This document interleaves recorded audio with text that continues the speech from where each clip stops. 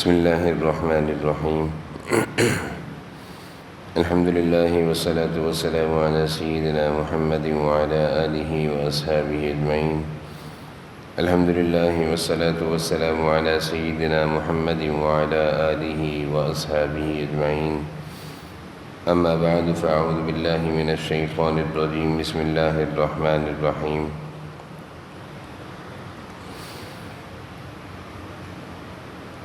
لقد من الله على المؤمنين إذ بعث فيهم رسولا منهم يتلو عليهم آياته ويزكيهم ويعلمهم الكتاب والحكمة وقال تعالى لم يكن الذين كفروا من أهل الكتاب والمشركين منفكين حتى تأتيهم البينة رسول من الله يتلو صحفا مطهرة فيها كتب قيمة صدق اللہ مولانا العظیم اللہم صلی علی سیدنا مولانا محمد وعلی آل سیدنا مولانا محمد وبارک وسلم اللہم صلی علی سیدنا مولانا محمد وعلی آل سیدنا مولانا محمد وبارک وسلم۔ میرے قابل احترام بزرگوں، عزیز بھائیوں، اللہ تعالیٰ نے قرآن کریم میں اہل ایمان کو جو حکم دیا ہے کہ جناب نبی کریم صلی اللہ علیہ وسلم کی اتباع کرو، ان سے محبت کرو، ان کے طریقوں کو اپناؤ، اور پھر اس کے ساتھ ساتھ جناب نبی کریم صلی اللہ علیہ وسلم کو اللہ تعالیٰ نے جس زمانے میں مبعوث فرمایا، پیغمبر بنا کر بھیجا، اس زمانے کی کیفیت کو اور حالات کو بھی بیان فرمایا ہے۔ پھر اس کے بعد جب آپ صلی اللہ علیہ وسلم دنیا میں تشریف لاتے ہیں، آپ کی پیدائش ہوتی ہے، پیدائش ہونے کے بعد سے لے کر آگے تک کے حالات جس کو ہم سیرت کہتے ہیں، سیرت طیبہ، سیرت النبی، سیرت مصطفیٰ، یہ سارے نام حضور صلی اللہ علیہ وسلم کی سیرت پر کہے جاتے ہیں، آپ کی زندگی پر، آپ کی حیات پر بے شمار کتابیں اس پر لکھی گئی ہیں، اس میں آپ کے سارے حالات بیان کیے گئے ہیں۔ جناب نبی کریم صلی اللہ علیہ وسلم کی دنیا میں تشریف آوری سے قبل ایک بڑا واقعہ پیش آیا۔ یمن کا بادشاہ ابرہہ، اس کی یہ خواہش تھی کہ مکہ لوگ جاتے ہیں بیت اللہ کی عبادت کو۔ حضور صلی اللہ علیہ وسلم کی نبوت سے قبل بیت اللہ میں لوگ آیا کرتے تھے، ساری دنیا سے آیا کرتے تھے، لیکن وہاں اللہ کی عبادت نہیں ہوتی تھی، بلکہ بہت سارے بت رکھے ہوئے تھے، ان بتوں کی عبادت ہوا کرتی تھی۔ تو لوگ بیت اللہ مکہ آیا کرتے تھے۔ یمن کے بادشاہ ابرہہ کو یہ برداشت نہ ہوا، اس نے چاہا کہ لوگوں کو یمن کا راستہ دکھانا چاہیے تاکہ یمن کی مشہوریت ہوگی، لوگ یمن آیا کریں گے۔ تو اس نے اس کام کے لیے یمن میں بیت اللہ کی تصویر کا، بیت اللہ کی شکل کا، اس کے ماڈل کا ایک گھر بنایا ابرہہ نے، اور ساری دنیا میں اطراف میں اعلان کر دیا کہ لوگوں اب بیت اللہ جانے کی کوئی ضرورت نہیں ہے، تم لوگ بیت اللہ جو جایا کرتے تھے، مکہ جایا کرتے تھے، جس گھر کے لیے وہ گھر میں نے یمن میں بنا لیا ہے۔ یہ خبر جب مکہ کے عربوں تک پہنچی تو ان کو غصہ آیا کہ یہ اس نے کیا کیا ہے، یعنی بیت اللہ کے مقابلے میں ایک ماڈل اپنے ہاں تیار کر کے مکہ میں لوگوں کو آنے سے روک رہا ہے، ان کی توجہ ہٹا رہا ہے۔ تو مکہ کا رہنے والا ایک باشندہ وہ یمن گیا، اور اس نے جو ایک کلیسا بنایا تھا بیت اللہ کی شکل کا، اس کے قریب جا کر گندگی کر دی۔ بعض سیرت کی کتابوں میں لکھا ہے کہ اس نے آگ لگا دی جس سے اس کے بنائے ہوئے کلیسے کو، عبادت خانے کو نقصان پہنچا، اور وہ ابرہہ بادشاہ ایک بڑا بادشاہ تھا، طاقتور بادشاہ تھا، ظالم بادشاہ تھا، اس کو غصہ آیا اور اس نے یہ عزم کر لیا، قسم کھا لی کہ میں اس کے جواب میں ایک بڑی فوج تیار کروں گا اور مکہ لے کر جاؤں گا، اور نعوذ باللہ مکہ کے لوگوں کا جو بیت اللہ ہے اس کو ڈھاؤں گا۔ اس ارادے سے اس نے بہت بڑی فوج تیار کری، اور فوج کیا تھی، اس میں اس نے ہاتھیوں کو لیا، بڑے بڑے ہاتھیوں کو اپنے ساتھ لیا، ہاتھی اور سپاہی، اور اس کا خیال یہ تھا کہ مکہ کے لوگ تلواروں سے تو لڑنا جانتے ہیں، تیروں سے لڑنا جانتے ہیں، گھوڑوں پر سوار ہو کر لڑنا جانتے ہیں، لیکن ہاتھیوں سے لڑنا نہیں جانتے ہیں۔ یہ بات صحیح تھی۔ تو بڑے بڑے ہاتھیوں پر اپنے سپاہیوں کو بٹھایا اور مکہ کے قریب آ گیا، اور مینا عرفات سے ہوتا ہوا وہ مکہ میں داخل ہو رہا تھا۔ تو جب ابھی وہ مینا کے قریب تھا، مکہ میں داخل نہیں ہوا تھا، تو حضور صلی اللہ علیہ وسلم کے دادا عبد المطلب جو اس وقت مکہ کے سردار تھے، وہ اس سے ملاقات کے لیے گئے۔ اس وقت جس وقت ابرہہ کا لشکر مینا میں داخل ہوا تھا، وہاں پہ دادا عبد المطلب کے اونٹ گھوم رہے تھے، اونٹ چر رہے تھے۔ تو ابرہہ کے فوجیوں نے ان اونٹوں کو پر قبضہ کر لیا۔ ایک ظالم بادشاہ چلتا ہے تو اس کی فوج، اور وہ ظلم کرتے ہوئے چلتے ہیں، سمیٹتے لپیٹتے چلتے ہیں، جو ملتا ہے اپنی فوج میں شامل کر لیتے ہیں۔ تو یہ بات دادا عبد المطلب کو پہنچی، تو ابرہہ سے ملنے گئے۔ ابرہہ نے ان کو دیکھا، ان کی عزت اور احترام میں اکرام میں کھڑا ہو گیا، عزت سے ملا۔ دادا عبد المطلب نے جا کر اس سے کہا کہ میں نے سنا ہے کہ آپ کی فوج کے سپاہیوں نے میرے اونٹوں پر قبضہ کر لیا ہے، تو میں اپنے اونٹ لینے آیا ہوں۔ ابرہہ کہنے لگا کہ آپ تو مکہ کے بڑے لوگوں میں آپ کا شمار ہوتا ہے، شکل و صورت سے بھی آپ بڑے عقل و شعور والے لگتے ہیں، لیکن حیرانگی کی بات یہ ہے کہ آپ کو پتہ ہے میں کیوں آیا ہوں؟ ہاں مجھے پتہ ہے کیوں آئے ہو تم۔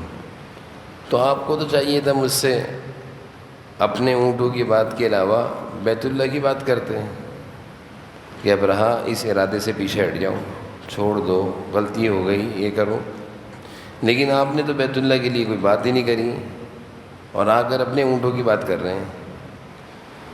تو دادا عبد المطلب جو حضور صلی اللہ علیہ وسلم کے دادا تھے، مکہ کے سرداروں میں سے تھے، اور بہت ہی زیادہ سمجھدار، عقل و شعور و دانشمندی والے انسان، سارا مکہ ان کے آگے بولا نہیں کرتا تھا۔ انہوں نے ابرہہ کو بڑا عجیب جواب دیا جو رہتی دنیا تک کتابوں میں لکھا جاتا رہے گا اور اس سے سبق لیا جائے گا۔ کہا کہ ابرہہ دیکھو یہ اونٹ میرے ہیں، اس لیے میں اپنے اونٹوں کی بات تم سے کرنے آیا ہوں، اور جس گھر کو تم گرانے آئے ہو وہ گھر اللہ کا ہے، وہ اپنے گھر کی حفاظت خود کرے گا، میں اپنے اونٹوں کی حفاظت کر رہا ہوں، وہ اپنے گھر کی حفاظت کرے گا۔ یہ کہہ کر ابرہہ کو جواب دے کر اڑ گئے۔ ابرہہ نہیں سمجھ پایا کہ کتنی بڑی بات کہہ کر چلے گئے۔ اس نے اپنی فوج کو حکم دیا آگے بڑھو۔ ادھر عبد المطلب مکہ میں داخل ہوئے اور اپنے مکہ کے اطراف، مکہ کے رہنے والے سب کو جمع کیا اور کہا کہ تھوڑی دیر کے لیے بیت اللہ شریف میں آ جاؤ، اور سب نے بیت اللہ کا غلاف پکڑ کر اپنے اپنے طور پر دعائیں کریں۔ کیا کیا؟ روئے دھوئے، یہاں تک سیرت کی کتابوں میں لکھا ہے خوب روئے، کیونکہ بیت اللہ سے ایک محبت تھی۔ اور پھر دادا عبد المطلب نے سب سے کہا، اطراف میں سارے پہاڑ تھے، سارے پہاڑ تھے، اب تو سارے پہاڑوں کو ختم کر دیا، بلڈنگیں بن گئی ہیں. پہلے مکہ تھا ہی سارا پہاڑی علاقہ. تو کہا کہ اب سارے مکہ کے لوگ مکہ خالی کر دیں اور اطراف کے پہاڑوں پر چڑھ جائیں. یعنی عبد المطلب جو اس وقت کے مذہب پر ہوں گے، لیکن اللہ پر کیسا ہے بھروسہ تھا، یقین تھا کہ اللہ کا عذاب ان لوگوں پر آئے گا، اس لیے مکہ خالی کروا دیا کہ خالی کر دو مکہ. سارے لوگ مکہ خالی کر کے پہاڑوں پہ چڑھ گئے کہ اب دیکھتے ہیں کیا ہوتا ہے. ادھر سے ابرہہ نے اپنے لشکر کو حکم دیا آگے بڑھو، جو ہماری مہم ہے اس میں اس کو پورا کرنے کے لیے آگے بڑھو. اس کا لشکر آگے بڑھا مینا عرفات سے ہوتا ہوا. آج بھی ایک جگہ ہے حج کے درمیان، وہ جگہ حاجیوں کو دکھتی ہے جس کو کہتے ہیں وادی محصر. وادی محصر، حاجی وہاں سے گزرتا ہے تو تیزی سے گزرتا ہے، رکنے کا حکم نہیں ہے. اس جگہ جب یہ لشکر پہنچا اس کا، تو سمندر سے، مکہ سے جدہ کے ساتھ سمندر لگتا ہے، سارا ساحل سمندر، وہاں سے چھوٹے چھوٹے پرندے اڑتے ہیں. ان پرندوں کو اللہ تعالیٰ نے قرآن میں کہا وَأَرْسَلَ عَلَيْهِمْ طَيْرًا أَبَابِيل، ہم نے ابابیل بھیج دیے بیت اللہ کی حفاظت کے لیے. اللہ تعالیٰ فرما رہے ہیں ہم نے ابابیل بھیج دیے. چھوٹے چھوٹے پرندے تھے، چڑیا کی سائز کے پرندے تھے، کھجور کی گٹلی یا اس سے بھی چھوٹی ان کی چونچ میں اور پنجوں میں کنکریاں تھیں. بعض کتابوں میں دیکھیں ایک ہی کنکری تھی، بعض میں ہے کہ تین تین کنکریاں تھیں ہر پرندے کے پاس. وہ پرندوں کا غول جتھا سمندر سے اٹھتا ہے، پتہ نہیں اللہ تعالیٰ نے اٹھایا، اللہ کی قدرت ہے. اور وہ جیسے ہم دیکھتے ہیں یہاں پہ بھی پرندے ایک شکل میں جب ایک ساتھ جا رہے ہوتے ہیں تو وہ سارے پرندے اس ابرہہ کے لشکر کے اوپر آ جاتے ہیں. اور آنے کے بعد یہ بڑا لشکر وہ کنکریاں پھینکتے نہیں ہیں، مارتے نہیں ہیں، صرف گراتے ہیں. جیسے اوپر سے کوئی پتھر کھینچ کے مارے تو پھر لگتا ہے، اور صرف گرائے تو وہ تو کچھ بھی نہیں ہوتا زیادہ. تو اوپر سے پرندوں نے اپنی چونچوں میں جو چھوٹی چھوٹی کنکریاں کھجور کے دانے کے برابر پکڑی تھیں وہ پھینک دیں، چھوڑ دیں. اور وہ کنکریاں کیا تھیں، وہ اس کو گولی کہہ لیں یا اس کو بارود کہہ لیں، بم کہہ لیں، ہر چیز سے بڑھ کر اس کنکری نے کام کیا کہ جس پر وہ کنکری گرتی اوپر سے لے کر نیچے تک چیر دیتی اس کو. اور دیکھتے ہی دیکھتے وہ ابرہہ کا لشکر جو بڑے غرور اور تکبر سے اور بڑے ظلم اور جبر سے بیت اللہ شریف کو نعوذ باللہ ڈھانے کے لیے آیا تھا اور مکہ کو صاف کرنے آیا تھا، دیکھتے ہی دیکھتے وہ سارا لشکر وہیں پہ تہس نہس ہو گیا، تباہ ہو گیا، ختم ہو گیا. اللہ نے کہا فَجَعَلَهُمْ كَعَصْفٍ مَأْكُولٍ، قرآن میں سورہ فیل میں ہے کہ ہم نے اس لشکر کو کھائے ہوئے بھوسے کی طرح کر دیا. جیسے بھوسا نہیں ہوتا چارہ، ایسا کر دیا ہم نے اس کو، یعنی سارا کا سارا لشکر ختم ہو گیا. تو اللہ تعالیٰ نے اپنے گھر کی حفاظت کرنی تھی. اس گھر کو اللہ نے بنایا تھا. دنیا جب بنی تھی کائنات تو ساری کائنات میں پانی پانی تھا. پھر پانی زمین سے ہٹنا شروع ہوا تو سب سے پہلے جو زمین اوپر آئی تھی پانی سے وہ بیت اللہ کی زمین تھی، جس جگہ بیت اللہ ہے. سب سے پہلے جو جگہ خشک ہوئی تھی، جیسے کہیں سیلاب آتا ہے تو پانی پانی ہوتا ہے، پھر پانی ہٹنا شروع ہوتا ہے تو ہم کہتے ہیں فلاں جگہ خشک ہو گئی ہے، وہاں سے پانی ہٹ گیا. تو دنیا جب اللہ نے بنائی، زمین بنائی تو سارا پانی پانی تھا. پھر یہ پانی جب ہٹنا شروع ہوا تو سب سے پہلے جو جگہ خشک ہوئی تھی وہ بیت اللہ تھی. اللہ نے کہا قرآن کریم میں ان اول بیت وضع للناس، سب سے پہلی جگہ جو ہمارے گھر کی ہے وضع للناس للذی ببکۃ مبارکا وہدی للعالمین، ہم نے مکہ بنایا ہے اور اس جگہ کو ہم نے برکت والا بنایا ہے، سارے انسانوں کی ہدایت کے لیے وہ جگہ ہم نے بنائی ہے.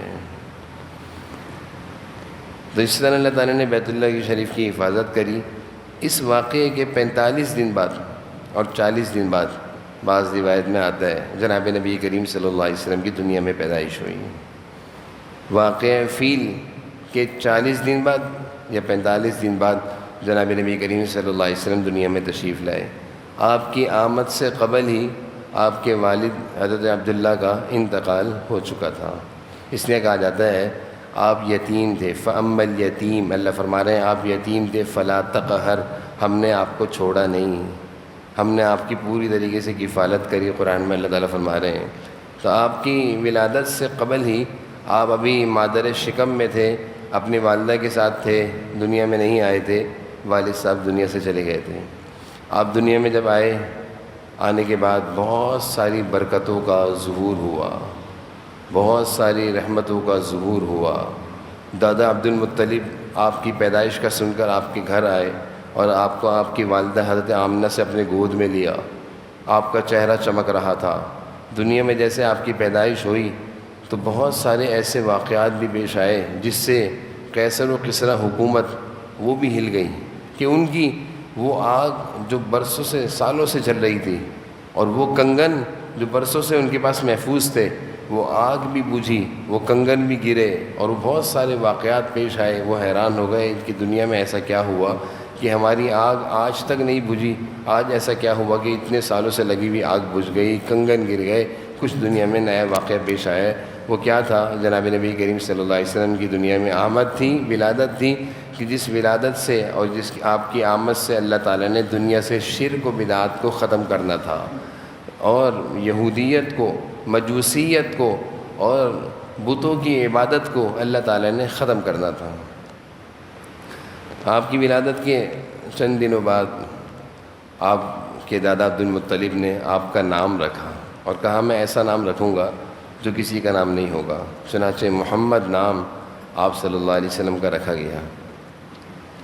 عربوں میں رواج تھا اپنے بچوں کو شہروں کے ماحول سے بچا کر اچھی صحت کے لیے اور اچھی زبان عربی بولنے کے لیے دیہاتوں میں بھیجا کرتے تھے۔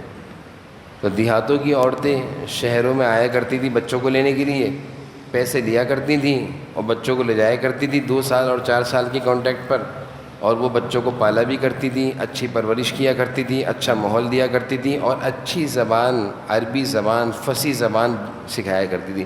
کیونکہ شہروں میں جو زبان بولی جاتی ہے، ہماری اردو میں فارسی بھی ملی ہوئی ہے، انگلش بھی ملی ہوئی ہے، اور جو دیہاتوں میں بولی جاتی ہے وہ عربی خالص تھی، فصیح تھی۔ اس لیے عربوں کا رواج تھا اپنے بچوں کو شہروں سے باہر بھیجا کرتے تھے۔ تو دیہاتی عورتیں آتی تھیں۔ اس وقت بنو سعد قبیلے کی عورتیں آئیں بچوں کو لینے کے لیے، ہر کچھ عرصے بعد آیا کرتی تھیں عورتیں۔ تو ساری عورتوں کی کوشش ہوتی تھی ایسے بچوں کو لو جن کے والدین موجود ہوں تاکہ پیسے زیادہ ملیں۔ تو ساری عورتوں نے جلدی مکہ میں گھوم کر بچوں لیے اور اچھے بچے جن کے والدین مالدار تھے، حیات تھے، زندہ تھے، وہ بچے لے لیے۔ حضور صلی اللہ علیہ وسلم کو ابھی تک کسی نے نہیں لیا تھا۔ حضرت حلیمہ سعدیہ بچوں کی تلاش میں تھی، جناب نبی کریم صلی اللہ علیہ وسلم کو دیکھا، لے لیا۔ 2 سال کے معاہدے پر لیا آپ صلی اللہ علیہ وسلم، 2 سال کے معاہدے پر ان کے ساتھ گئے اور پھر 2 سال کے لیے مزید لے گئیں۔ جب یہ ساری عورتیں آ رہی تھیں تو یہ اونٹوں پر آ رہی تھیں، اونٹوں پر سفر ہوا کرتا تھا۔ تو حلیمہ سعدیہ جس اونٹ پر آئی تھیں وہ اونٹ پورے راستے میں سب سے زیادہ لاغر، کمزور، چلنے پھرنے سے بالکل معذور تھا۔ سارا قافلہ عورتوں کا آگے نکل جاتا تھا، ان کا اونٹ سب سے آخر میں آتا تھا۔ عورتیں کہتی تھیں تیرا اونٹ تو عجیب ہی ہے، چل ہی نہیں رہا۔ لیکن حلیمہ سعدیہ نے جب حضور صلی اللہ علیہ وسلم کو گود لیا اور ان کو اپنے ساتھ لے کر اپنی سواری پر بیٹھیں اور یہ قافلہ واپس روانہ ہو گیا بنو سعد کی طرف، تو اب یہ اونٹ جو آتے ہوئے سب سے پیچھے تھا سب سے آگے دوڑ رہا تھا، سب سے آگے دوڑ رہا تھا۔ ساری عورتوں نے حیران ہو کر حلیمہ سعدیہ سے پوچھا، حلیمہ یہ وہی اونٹ ہے جس اونٹ پر تو آئی تھی؟ کیونکہ جب تو آئی تھی ہمارے ساتھ تو یہ اونٹ تو سب سے پیچھے چلتا تھا، اس کے انتظار میں ہمیں رکنا پڑتا تھا، سارے اونٹ آگے نکل جاتے تھے، لیکن یہ اونٹ تو عجیب ہے، ابھی تو یہ سب سے آگے بھاگ رہا ہے، یہ وہی ہے؟ حضرت حلیمہ سعدیہ نے جواب دیا جو سیرت کی کتابوں میں لکھا ہوا ہے، اونٹ تو وہی ہے لیکن اونٹ کی سواری بدل گئی ہے، اونٹ تو وہی ہے، سواری بدل گئی ہے۔ مجھے لگتا ہے جو میں بچہ لے کر گود میں سوار ہوئی ہوں یہ کوئی بچہ خاص برکتوں والا ہے، یہ بچہ کوئی خاص رحمتوں اور برکتوں والا ہے، اس بچے کی برکت سے یہ سواری دوڑ رہی ہے۔ 4 سال حضرت حلیمہ سعدیہ کے ساتھ حضور صلی اللہ علیہ وسلم ان کی پرورش میں بنو سعد میں رہے۔ بنو سعد کا گاؤں، قبیلہ جس جگہ ہے وہ جگہ آج بھی موجود ہے، لوگ جاتے ہیں دیکھنے کے لیے۔ 4 سال بعد حضور صلی اللہ علیہ وسلم واپس آئے اپنی والدہ کے پاس. اب آپ کی عمر 4 سال ہو چکی تھی. آپ کی والدہ کے پاس رہنا شروع ہو گئے مکہ میں. تو والدہ کا ارادہ ہوا مدینہ جانے کا. مدینہ کا پرانا نام یثرب تھا. وہاں پہ آپ کی والدہ کے رشتہ دار رہا کرتے تھے، یعنی آپ صلی اللہ علیہ وسلم کا ننیال اسی طرف تھا. تو اپنے گھر والوں سے ملنے کے لیے گئیں حضرت آمنہ. تو راستے میں آپ کی طبیعت خراب ہو گئی اور مکہ اور مدینہ کے درمیان ایک جگہ ہے ابوا، اس جگہ آپ کی والدہ کا انتقال ہو گیا. آپ صلی اللہ علیہ وسلم کے ساتھ اس وقت آپ کی باندی ایمن بھی تھیں. ایمن یہ بڑی عجیب خاتون تھیں. انہوں نے آپ کی والدہ کی تدفین کری، قبر بنائی، قبر میں اتارا، دفنایا. پھر حضور صلی اللہ علیہ وسلم کو لے کر چلنے لگی تو آپ صلی اللہ علیہ وسلم رونے لگے. قبر پر لیٹ گئے، گر گئے کہ امی کو بھی ساتھ لے کر جاؤں گا امی کو بھی ساتھ لے کر جاؤں گا. لیکن اللہ کا نظام تھا، اللہ تعالیٰ نے حضور صلی اللہ علیہ وسلم کو بچپن سے ہی والدین کے سائے سے ہٹا دیا تھا، والدین کا سایہ ہٹا دیا تھا. اور آپ صلی اللہ علیہ وسلم کو ہانی نے اٹھایا اور اپنے ساتھ مکہ لیے. ہانی جب تک آپ صلی اللہ علیہ وسلم دنیا میں رہے ان کی خدمت میں جایا کرتے تھے، ان کے پاس جایا کرتے تھے، ان کی خدمت میں ہدیے بھیجا کرتے تھے کہ یہ میری وہ خاتون ہے جنہوں نے بچپن میں میری پرورش کری. اسی طرح حلیمہ سعدیہ آپ صلی اللہ علیہ وسلم کے پاس آیا کرتی تھیں. آپ صلی اللہ علیہ وسلم کہتے ہیں یہ میری رضائی مائیں ہیں، ان کی عزت کرتے، ان کو عزت دیتے، ان کو ہدیائیں دیتے کہ میری. ایک دفعہ وہاں کی کچھ خواتین آئیں جس میں حلیمہ سعدیہ کی بیٹی تھیں. آپ صلی اللہ علیہ وسلم کو بتایا گیا تو آپ نے کہا یہ تو میری رضائی بہن ہے. آپ نے چادر بچھائی ان کے لیے، یہ تو میری رضائی بہن ہے. تو بہرحال آپ صلی اللہ علیہ وسلم کو ایمن واپس لے کر آئیں. حضور صلی اللہ علیہ وسلم جب دنیا سے چلے گئے حضرت ابوبکر صدیق اور عمر ایمن کے پاس جایا کرتے تھے کیونکہ یہ اس وقت تک ضعیف ہو چکی تھیں، بوڑھی تھیں. کیوں جایا کرتے تھے کہ یہ وہ خاتون ہیں جنہوں نے بچپن میں حضور صلی اللہ علیہ وسلم کی پرورش کری، تو اس لیے جایا کرتے تھے ان سے دعائیں کرانے کے لیے اور حضور صلی اللہ علیہ وسلم کی یاد تازہ کرنے کے لیے کہ ہمارے نبی تو دنیا سے چلے گئے ہیں لیکن وہ خاتون آج بھی دنیا میں ہیں جنہوں نے ہمارے نبی کا بچپن دیکھا، ایمن. تو ایک دفعہ حضرت ابوبکر اور عمر گئے ایمن کے پاس تو کہا ایمن سے آپ کیسی ہیں؟ ٹھیک ہوں. رو رہی تھیں ضعیف خاتون، اس وقت تک عمر کافی ہو چکی تھی، رو رہی تھیں. 63 سال تو حضور صلی اللہ علیہ وسلم کے تھے، اس سے پہلے کم سے کم بھی ان کی عمر اس وقت 75-80 تو ہوگی. تو رو رہی تھیں. حضرت ابوبکر اور عمر کہنے لگے کیوں رو رہی ہیں اماں جی، کیوں رو رہی ہیں؟ تو ایمن نے کہا کہ میں حضور صلی اللہ علیہ وسلم کے جانے کے بعد روتی ہوں. اس بات پر روتی ہوں کہ جب تک حضور صلی اللہ علیہ وسلم دنیا میں تھے تو آسمان و زمین کا ایک کنیکشن جڑا ہوا تھا. قرآن کو بھی اترتے ہوئے دیکھتے تھے، جبرائیل کو بھی اترتے ہوئے دیکھتے تھے. آپ صلی اللہ علیہ وسلم کے پاس اللہ تعالیٰ کے پیغامات لانے والے جبرائیل اور فرشتے آیا کرتے تھے. قرآن آسمانوں سے اترتا کرتا تھا. اللہ تعالیٰ اور مکہ کی زمین کا اور آسمان کا ایک تعلق جڑا ہوا تھا. اللہ کی رحمتیں اترتے ہوئے دکھتی تھیں. حضور صلی اللہ علیہ وسلم گئے، ساری رحمتوں کے دروازے بند ہو گئے. جبرائیل اب قیامت تک زمین پر نہیں آئیں گے. اللہ کا پیغام اب قیامت تک زمین پر نہیں آئے گا کیونکہ حضور صلی اللہ علیہ وسلم آخری نبی تھے. آپ کی نبوت، آپ کی جانے سے نبوت ختم. اب کوئی نبی نہیں بنے جائے گا کہ اس کے لیے جبرائیل آئیں. اب کوئی نبوت کسی کو نہیں دی جائے گی کہ اس کے لیے آسمان سے کتابیں آئیں. نبوت کا سلسلہ ختم اور اب آپ صلی اللہ علیہ وسلم کے جانے سے جبرائیل کا آنا بھی ختم. آپ صلی اللہ علیہ وسلم کی دنیا سے پردہ فرمانے سے اللہ تعالیٰ کے جو پیغامات دنیا میں آیا کرتے تھے وہ سلسلہ بھی ختم. میں اس پر رو رہی ہوں کہ جب آپ تھے تو آسمان و زمین کا کنیکشن جوڑا ہوا تھا، آپ چلے گئے اب وہ کنیکشن ختم ہو گیا. اس پر وہ رو رہی تھی ایمن. بہرحال ایمن حضور صلی اللہ علیہ وسلم کو اٹھا کر گھر لے آئیں. دادا عبد المطلب حضور صلی اللہ علیہ وسلم سے بہت محبت کیا کرتے تھے، بہت عزت دیا کرتے تھے، اپنے ساتھ رکھا کرتے تھے. 2 سال آپ صلی اللہ علیہ وسلم 6 سال کی عمر میں والدہ حضرت آمنہ کا انتقال ہوا. پھر حضرت حضور صلی اللہ علیہ وسلم دادا عبد المطلب کے پاس رہے. 8 سال کے ہوئے تو دادا کا بھی انتقال ہو گیا. 8 سال میں دادا کا بھی انتقال ہو گیا. حضور صلی اللہ علیہ وسلم کو والدہ کے انتقال کا بھی بہت افسوس تھا اور دادا کے انتقال کا بھی بہت افسوس تھا کیونکہ والد بھی نہیں تھے، والدہ بھی نہیں تھی، دادا بھی چلے گئے. اس لیے آپ صلی اللہ علیہ وسلم بہت افسردہ تھے۔ دادا کے انتقال کے بعد آپ کی پرورش آپ کے چچا ابو طالب نے کی۔ چچا ابو طالب حضور صلی اللہ علیہ وسلم، چچا ابو طالب کے اپنے 10 بیٹے تھے، جس میں حضرت عباس بھی ابو طالب کے بیٹے تھے، حضرت علی بھی ابو طالب کے بیٹے تھے، حضرت حمزہ بھی ابو طالب کے بیٹے تھے۔ یہ 10 بچے تھے ابو طالب کے، اور سب کے سب صلاحیتوں والے تھے، سب کے سب زبردست قسم کے بہترین اخلاق اور کردار کے مالک تھے، کیونکہ ابو طالب بھی بہترین اخلاق و کردار کے مالک تھے۔ دادا عبد المطلب کے انتقال ہونے کے بعد سارے مکہ کے لوگوں نے ابو طالب کو مکہ کا سردار بنا دیا، اور حضور صلی اللہ علیہ وسلم دادا کے انتقال کے بعد ابو طالب کی پرورش میں آئے۔ ابو طالب اپنے سارے بچوں سے بڑھ کر حضور صلی اللہ علیہ وسلم سے محبت کرتے تھے، سب سے زیادہ حضور صلی اللہ علیہ وسلم سے محبت کرتے تھے، اور آپ صلی اللہ علیہ وسلم بھی چھوٹے تھے، 8 سال کے تھے، 9 سال کے تھے، چچا ابو طالب کے ساتھ چپکے رہتے تھے۔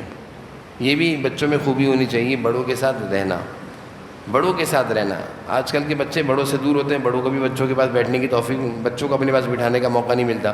بڑے اپنی مصروفیت میں ہیں، بچے اپنے کھیل کود میں ہیں، پڑھائی میں ہیں۔ یہ جو فاصلہ ہے، اس سے بچے نا بڑوں سے سیکھ نہیں پاتے۔ ہونا یہ چاہیے کہ بچے روزانہ دادا دادی نانا نانی جو بھی بڑے ہیں ان کے پاس آ کر بیٹھیں، ان کی ٹانگیں دبائیں، ان کی باتیں سنیں، ان کی زندگی کے تجربات سیکھیں، کہ دادا کوئی واقعہ سنائیں۔ یہ بچوں کو تربیت دینی چاہیے کہ بیٹا بڑوں کے بعد۔ حضور صلی اللہ علیہ وسلم نے اسی طرح کی زندگی گزاری، دادا کے ساتھ چپکے رہے، چھوڑتے نہیں تھے دادا کو، اور دادا کے انتقال کے بعد چچا ابو طالب کے ساتھ لگے رہتے تھے، ساتھ رہتے تھے۔ ایک موقع پہ چچا ابو طالب شام تجارتی قافلے کے ساتھ جا رہے تھے، کیونکہ اس زمانے میں تجارت شام سے ہوا کرتی تھی، لوگ مکہ کے شام جاتے تھے، وہاں سے سامان خرید کر لاتے تھے، کپڑے وغیرہ، اور مکہ میں لا کر بیچا کرتے تھے۔ تو حضور صلی اللہ علیہ وسلم کو چچا ابو طالب نے بتایا کہ بھتیجے میں ذرا سفر پہ جا رہا ہوں، تم مکہ میں رک جاؤ اپنے اور بھائیوں کے ساتھ، یعنی حضرت علی بھی ہیں، حضرت عباس بھی ہیں، عقیل بھی ہیں، حمزہ بھی ہیں، ان کے ساتھ رکو۔ آپ صلی اللہ علیہ وسلم رونے لگے اور چچا کی ٹانگوں سے چپک گئے کہ چچا میں آپ کے ساتھ جاؤں گا، آپ کے بغیر میرا دل نہیں لگے گا۔ چچا بھی محبت بہت کرتے رہے، چلو میرے ساتھ۔ آپ صلی اللہ علیہ وسلم کو لے کر چچا شام کی طرف روانہ ہوئے۔ تو جب شام کی طرف روانہ ہوئے تو راستے میں بصرہ نامی ایک جگہ آتی ہے، جس جگہ آج اردن ہے۔ اردن جو ملک ہے یہ بصرہ نامی جگہ تھی پہلے۔ تو اردن جس جگہ ہے وہاں پہ بصرہ تھا، بصرہ نامی جگہ تھی، ادھر ایک راہب رہتا تھا۔ اس زمانے میں حضور صلی اللہ علیہ وسلم کی نبوت سے پہلے عیسائی مذہب پر عمل کرنے والے جو لوگ تھے، جو صحیح مذہب پر عمل کرتے تھے، ان کو کہتے تھے راہب۔ اس راہب نے اس قافلے والوں کو آتے دیکھا تو اپنی عبادت خانے سے باہر آ گیا۔ یہ راہب اپنی عبادتوں کے اتنے پکے ہوتے ہیں کہ یہ اپنی عبادت خانوں سے باہر نکلتے ہی نہیں ہیں، کھانے پینے کے لیے بھی نہیں نکلتے، اندر ہی رہتے ہیں، مسلسل اندر رہتے ہیں۔ نہ یہ لوگ شادیاں کرتے ہیں، نہ بچوں سے ملتے ہیں، نہ کچھ نہیں، اندر ہی رہتے ہیں۔ لیکن آج خلاف معمول یہ اس قافلے کو دیکھ کے باہر آ گیا، اور اس نے سارے قافلے والوں کی دعوت کری۔ چچا ابو طالب سے کہا کہ بھائی تمہارے قافلے کا سردار کون ہے؟ میں ہوں۔ سب نے آج رات کا کھانا میرے ساتھ کھانا ہے، کھانے کی دعوت دی۔ تو سارے حیران ہو گئے۔ چچا ابو طالب حضور صلی اللہ علیہ وسلم کی حفاظت کرتے تھے کہ راہب ہے، عیسائی مذہب کا ہے، میرے بھتیجے کو کوئی نقصان نہ پہنچا دے۔ تو چچا ابو طالب نے آپ صلی اللہ علیہ وسلم کے علاوہ سب کو لے گئے دعوت میں۔ راہب سمجھدار تھا اور پچھلی ساری آسمانی کتابیں اس نے پڑھی ہوئی تھیں، اس کو پتہ تھا۔ اس نے کہا اس دعوت میں شرکاء میں کوئی ایک کم ہے۔ چچا ابو طالب نے کہا ہاں وہ میرا بھتیجا ہے، اس کو بھی بلاؤ۔ اس کو بھی چھوڑ دیا۔ آپ صلی اللہ علیہ وسلم کو بھی بلایا، کھانا کھلایا۔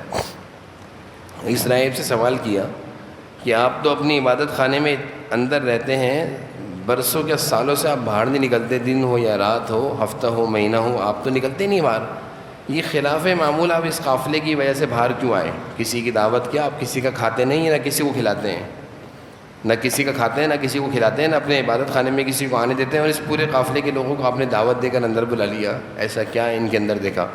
تو وہ راہب کہنے لگا جب یہ قافلہ آ رہا تھا تو میں دیکھ رہا تھا اپنے عبادت خانے سے کس درخت اس قافلے کو جھک جھک کر سجدے کر رہے تھے، اس قافلے کو جھک جھک کے سلام کر رہے تھے، اور میں مسلسل دیکھ رہا تھا کہ جس طرح چھتری ہم لے کر چلتے ہیں سائے کے لیے، دھوپ سے بچنے کے لیے، اسی طرح آسمان اس قافلے والوں کے لیے چھتری بنا ہوا تھا۔ پھر اس نے حضور صلی اللہ علیہ وسلم کو قریب سے دیکھا، آپ کی علامتوں کو دیکھا، چچا ابو طالب سے کہا آپ کو پتہ ہے یہ کون ہیں؟ میرے بھتیجے ہیں۔ کہا آپ کے بھتیجے تو ہیں لیکن اس کائنات کے بننے سے پہلے اللہ تعالیٰ نے ان کو اپنا آخری نبی مقرر کرنے کے لیے فیصلہ کر لیا ہے۔ میں نے وہ ساری نشانیاں جو میں نے ساری آسمانی کتابوں میں پڑھی ہیں آخری نبی کی، وہ ساری نشانیاں ان کے اندر ہیں۔ آپ کہاں جا رہے ہیں؟ شام جا رہا ہوں۔ کیا وہاں پہ یہودی زیادہ ہیں؟ یہودیوں کو اگر پتہ چل گیا کہ آخری نبی ہمارے میں سے نہیں آیا، عربوں میں آیا ہے، وہ ان کو نقصان پہنچا دیں گے، اس بچے کو مار دیں گے۔ تو میں کیا کروں؟ اس راہب نے کہا یہیں سے واپس کرو ان کو۔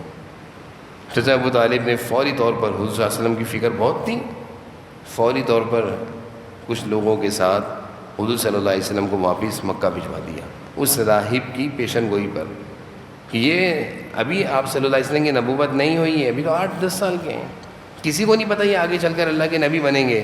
لیکن آسمانی کتابوں میں حضور صلی اللہ علیہ وسلم کے بارے میں اللہ تعالیٰ نے تورات میں، زبور میں، انجیل میں اور دیگر آسمانی کتابوں میں پوری نشانیاں بیان کر دی تھی، اور زمانہ بھی بتا دیا تھا کہ اس زمانے میں آئیں گے۔ وہ زمانہ چل رہا تھا، اور کہاں آئیں گے؟ مکہ میں آئیں گے، کھجور والی زمین میں آئیں گے۔ وہ سب چیزیں اس راہب نے اپنی کتابوں میں دیکھ کر ان نشانیوں کی روشنی میں فرمایا کہ یہی ہے آخری نبی، اور انہی کی برکتیں تھیں جس کی وجہ سے آسمان کا ایک بادل کا حصہ ان کو سایہ کر رہا ہے۔ میں وہاں سے دیکھ رہا ہوں درخت جھک جھک کر ان کو سایہ کر رہے ہیں، سلام کر رہے ہیں۔ یہ ساری برکتوں کی وجہ سے میں باہر نکلا ہوں۔ مجھے اس نبی جو وقت آگے چل کر نبی بن رہا ہے، اس کی عظمت اور اس کی تعظیم نے باہر نکال دیا۔ میں باہر نکل کر آ گیا ہوں، نہیں تو اس سے پہلے میں صحیح ہوں، باہر نہیں نکلتا۔ چنانچہ آپ صلی اللہ علیہ وسلم کو چچا ابو طالب نے واپس بھیج دیا۔ آپ صلی اللہ علیہ وسلم مکہ چلے گئے، اور پھر آپ مکہ میں رہے اور چچا ابو طالب کی پرورش میں رہے۔ پھر جب آپ صلی اللہ علیہ وسلم 25 سال کے ہوئے تو آپ ویسے بھی چچا ابو طالب کے ساتھ کام کیا کرتے تھے۔ آپ صلی اللہ علیہ وسلم کی عادت تھی کام کرنے کی۔ چچا ابو طالب کی بکریاں تھیں، آپ صلی اللہ علیہ وسلم کا معمول تھا 10, 11, 12 سال کی عمر تھی، روزانہ چچا ابو طالب کی بکریوں کی ذمہ داری خود لے لی تھی کہ چچا آپ پر کام کا بوجھ بہت زیادہ ہے، میں آپ کے ساتھ تعاون کروں گا۔ دیکھیں یہ ہوتا ہے بچپن سے بچوں کا مزاج، بڑوں کے ساتھ کام کرو، محنت کرو۔ تو چچا ابو طالب کی بکریاں حضور صلی اللہ علیہ وسلم صبح لے جاتے تھے، مکہ کے اطراف میں پہاڑوں پر بکریوں کو چرایا کرتے تھے، اور پھر شام میں لے کر آتے تھے۔ یہ تمام انبیاء علیہ السلام کا طریقہ رہا۔ اکثر انبیاء علیہ السلام کو اللہ تعالیٰ نے بکریوں کے ساتھ جوڑا، اور انہوں نے بکریوں کو چرایا۔ حضرت موسیٰ علیہ السلام، حضرت شعیب علیہ السلام اور دیگر انبیاء علیہ السلام سبھی نے بکریوں کو پالا، اور سبھی نے بکریوں کا دودھ پیا۔ بکریوں کا پالنا صرف نہیں ہے، بکریوں کا چرانا اور بکریوں کا دودھ پینا اور بکریوں کو لے کر گھومنا، یہ سارے انبیاء علیہ السلام سے اللہ تعالیٰ نے کام لیا ہے۔ اس میں اللہ کو پتہ ہے کیا حکمت ہے، اس میں اللہ تعالیٰ کو پتہ ہے کہ بکریوں کے چرانے میں کیا حکمت ہے۔ بہرحال علماء نے کتابوں میں بہت ساری حکمتیں جمع کی ہیں کہ کیوں بکریاں چرائیں۔ اس کی ایک وجہ بھی لکھی ہے کہ بکری ایک ایسا جانور ہے جو ادھر ادھر بھاگتا ہے، ریوڑ کے ساتھ نہیں ادھر ادھر بھاگے گا، تو اس جانور کو، اس ریوڑ کو سنبھالنا، کیونکہ ایک بکری تو ہوتی نہیں ریوڑ میں، 20, 25, 30, 40 بکریاں ہوتی ہیں، عربوں میں تو 100, 200 بکریاں ہوتی تھیں۔ اتنی ساری بکریوں کو لے کر جانا، ان کو سنبھالنا، کھلانا، واپس احتیاط سے لے کر آنا، کوئی بکری کم نہ ہو جائے، یہ ایک ذمہ داری ہے۔ اس سے ملتی جلتی ذمہ داری اللہ تعالیٰ نبیوں کو دیتے ہیں کہ پوری امت کو سنبھالنا ہے، پوری قوم کو سنبھالنا ہے، سب کو جہنم سے بچانا ہے، جنت کے راستے پہ ڈالنا ہے۔ اس لیے ہم پریکٹس کرائی جاتی تھی بکریوں کے ذریعے سے۔ بعض علماء نے یہ بکریوں کے پالنے میں ایک یہ حکمت بھی لکھی ہے کہ بکری ایک ایسا جانور ہے جس کے اندر عاجزی بہت ہے، جھکاؤ بہت ہے، تواضع بہت ہے، اکڑ نہیں ہے جیسے ڈاگ کتے میں اکڑ ہوتی ہے، بکری میں نہیں ہے۔ اس لیے اس جانور کے پالنے سے اللہ تعالیٰ وہ خوبی نبیوں میں ڈال رہے ہیں کہ کبھی اپنی امت کے لوگوں پر غصہ نہ کیجیے گا، عاجزی کے ساتھ ان کے ساتھ رہیے گا۔ بہرحال یہ بکریوں کے چرانے میں حکمت تھی۔ آپ صلی اللہ علیہ وسلم نے اپنے چاچا ابو طالب کی بکریاں بھی چرائی ہیں، تو یہ نبیوں کی سنت۔ پھر اس کے بعد آپ صلی اللہ علیہ وسلم کا زمانہ جوانی کا شروع ہوتا ہے، 25 سال کا۔ پھر آپ کی شادی کا سلسلہ ہے، حضرت خدیجہ سے شادی کس طرح ہوئی، اور اس کے بعد شادی کے بعد کے حالات ہیں۔ یہ سیرت کے ابتدائی حالات تھے جو میں نے موقع کی مناسبت سے سامنے رکھے۔ دل تو چاہتا ہے پوری سیرت بیان کروں، لیکن اثر ہو جائے گی، مغرب ہو جائے گی، اتنا وقت نہیں ہے۔ جو باتیں ہم نے سنی ہیں اللہ تعالیٰ ان باتوں کی نسبت سے جناب نبی کریم صلی اللہ علیہ وسلم کی محبت ہمارے دلوں میں اتار دے، آپ صلی اللہ علیہ وسلم کی محبت ہمارے دلوں میں آ جائے، اور ہم اپنے نبی کو ہر طریقے سے پہچانیں کہ حضور صلی اللہ علیہ وسلم کیسے تھے، کیسا بچپنا تھا، کیسی جوانی تھی، کیسا زمانہ ہمیں آپ نے زندگی گزاری، ہم اپنے نبی کو ہر طریقے سے پہچانیں۔ یہ جو میں نے بیان کیا سیرت کی کتابوں سے بیان کیا، ہمیں بھی حضور صلی اللہ علیہ وسلم کی سیرت کی کتابوں کا مطالعہ کرنا چاہیے۔ سیرت پڑھنے سے حضور صلی اللہ علیہ وسلم کی زندگی کے حالات کا پتہ چلتا ہے، اور ہمیں آپ صلی اللہ علیہ وسلم کی محبت میں بھی اضافہ ہوتا ہے۔ اللہ تعالیٰ ہم سب کو حضور صلی اللہ علیہ وسلم کی سچی محبت نصیب فرمائے اور سنتوں کی اتباع نصیب فرمائے۔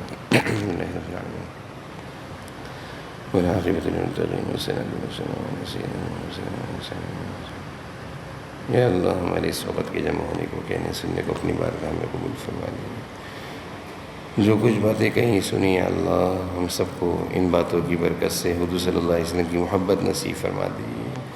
حضور صلی اللہ علیہ وسلم کی یا اللہ سچی اور پکی محبت نصیب فرما دیجیے۔ آپ کی سنتوں کی اتباع نصیب فرما دیجیے، آپ کے طریقوں پر چلنا نصیب فرما دیجیے۔